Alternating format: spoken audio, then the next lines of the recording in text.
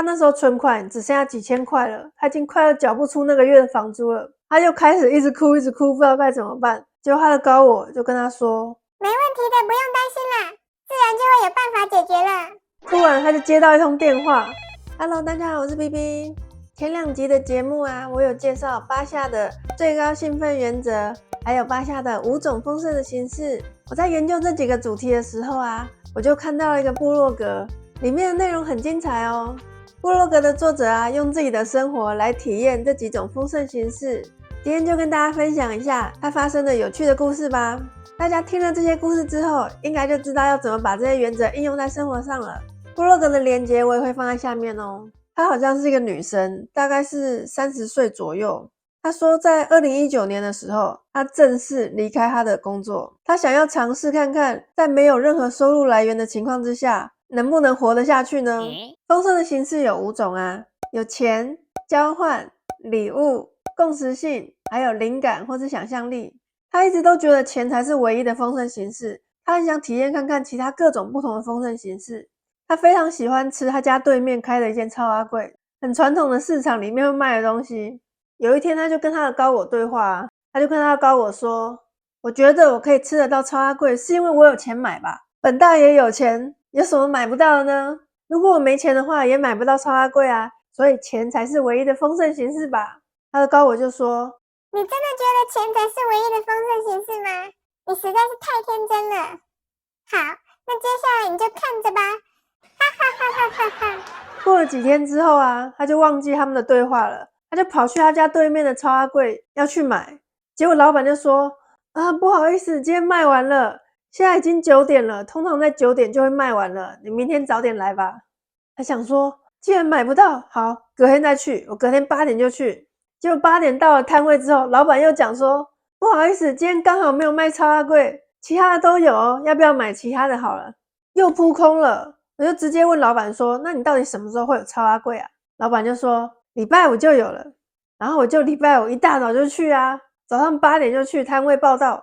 然后老板就很拍死的说，不好意思，今天那个包超阿柜的阿伯他腰闪到了，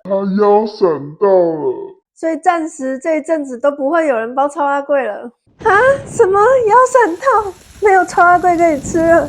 他的高我就很得意啊，就说哈哈，你看吧，是不是有钱也买不到，你还说钱是唯一的丰盛形式？如果那个阿伯腰没有闪到的话，你才有超阿柜可以吃啊。所以除了钱以外，你还要搭配共识性啊。哦，原来是这样子啊。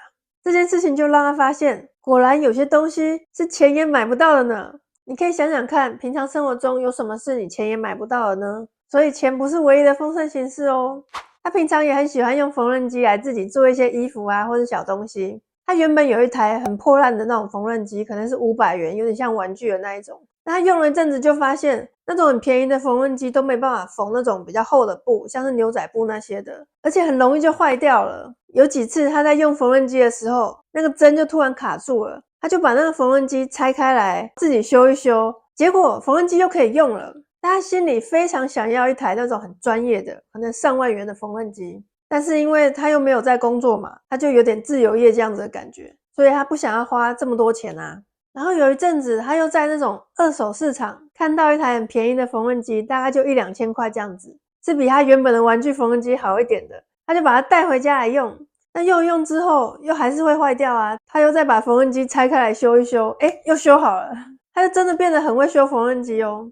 结果有一次就在 FB 的那种免费社团里面，发现有人要送一台坏掉的缝纫机，是那种高级的上万元的缝纫机。那个人完全不想要了，因为是坏掉了，他就把它带回家修一修，就修好了，就可以用了。他就没有花任何钱得到了这台上万元的缝纫机。这边的丰盛形式就是礼物、共识性，还有想象力跟灵感。礼物是因为那个是别人送给他的嘛，共识性是因为他刚好在那个 FB 的社团看到这个东西，想象力跟灵感是因为他原本就会修缝纫机了。这3种不同的丰盛形式加一加，就让他得到一台很棒的缝纫机啊。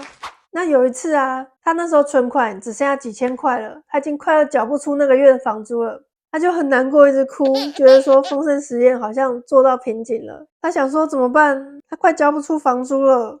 结果他的高我就跟他说，没问题的，不用担心啦，自然就会有办法解决了。突然他就接到一通电话，他的朋友想要跟他租一个东西，而且愿意花很多钱跟他租哦。我不确定是租什么东西，有可能是租车子啦，或者是租钢琴都有可能。他就把他的东西租出去，结果那个月的房租就有着落了。他的高我就说：你看吧，就跟你讲没事吧，还担心这么多干嘛？他就很容易遇到这样子的共识性，就是在他需要钱的时候，就会刚好发生这些事情来支撑他的生活。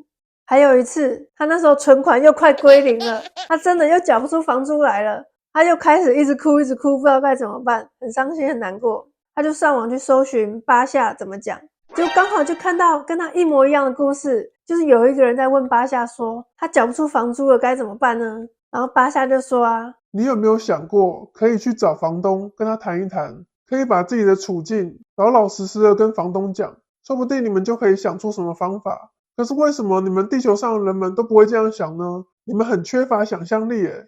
他一看这个影片就想说，对啊，为什么我不敢跟房东直接讲呢？我是不是觉得讲了我的处境好像我很弱一样？原来我有这个负面的信念啊。其实跟别人讲你的处境并不是很弱啊。他就决定老老实实的跟他房东讲，房东啊，真的很不好意思，这个月的房租真的是非常有困难，如果你愿意让我晚一点缴的话，我应该可以缴出来的。如果你不愿意的话，那我就搬走，没关系，不想造成你的麻烦。那个房东就说他要回去想一下该怎么办。同时间他就开始打包行李，想说不可能的，房东一定会叫我要走的，所以他就开始打包行李啊。没想到几个小时之后，房东突然回电说，我们想了很久，觉得你真的是很好的房客，你从来都没有迟交房租过，也没有因为什么东西坏掉就一直找我们麻烦。我们觉得你真的是很好的房客，如果现在再去外面找其他的房客，也不一定可以找到像你这么好的。你说你现在有困难，一定是非常不得已的。那这样子吧，接下来6个月的每一个月，让你房租减半。房租减半。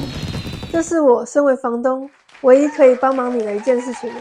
天哪，太神奇了，他完全没有想过会有这样子的事情发生。没想到房东人这么好，竟然给他房租减半耶。就像巴夏讲的，你没有去运用你的想象力跟灵感，你怎么知道事情不可能呢？好，可是房租减半还是要交房租啊，不是说不用钱啊。他就想说，那我要怎么付这些房租呢？他就看一看家里，发现家里有超多垃圾的，是在他之前上班的时候乱买的，可能白天都在做一些不喜欢的事情，很压抑自己，一领到薪水之后就会去乱买一波，所以家里就累积了很多用不到的垃圾。那这些垃圾都可以便宜二手卖掉啊，所以他就上那种脸书二手社团，把它一个一个拍卖掉，把一些不穿的衣服啊，用不到的包包啊，全部都二手拍卖掉，然后就生出好几个月的房租了。他就在这次的经验当中体会到了很多不同的丰盛形式。那么再讲一个巴夏讲的例子哦。巴夏说啊，有一个女生她很想要去环游世界，她很想要去古文明啊，或是那种很厉害的建筑的那种地方，可是她又没钱可以环游世界，怎么办呢？这个女生她平常很喜欢摄影，她有那种很专业的相机，她喜欢到处去拍。有一天就有一个 idea 突然这样子从天而降，噗，到她的脑里面。巴夏说这个 idea 非常的厉害，可是大部分的地球人都不敢这样做，因为有一些恐惧的信念在里面。但是这个女生一点都不怕哦，她觉得这个 idea 真的太棒了。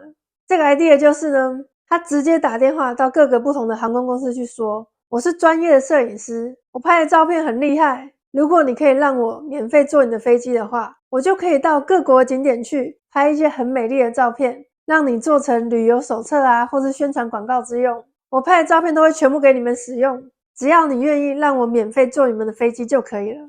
这个 idea 听起来很疯狂，对不对？可是航空公司说太好了，这 idea 很棒，我们来合作吧。就真的让那个女生飞到世界各个很厉害的景点去，拍了很厉害的照片，而且全程都不用付1毛钱，包吃包住，让她住很好的饭店。那个航空公司还补贴她一些生活的经费，给她一些薪水这样的犒赏，真是太神奇了，从来没有想过这样的可能性吧。这个丰盛来源就是靠想象力跟灵感啊，真的是太厉害了。这些例子分享给你，我们平常也可以体会一下各种不同的丰盛形式哦。巴夏的5种丰盛形式，如果还没看过的可以去看一下哦。我还有很多有趣好玩的事情要跟你分享哦，可以订阅一下哦。那我们下次再见咯，拜拜。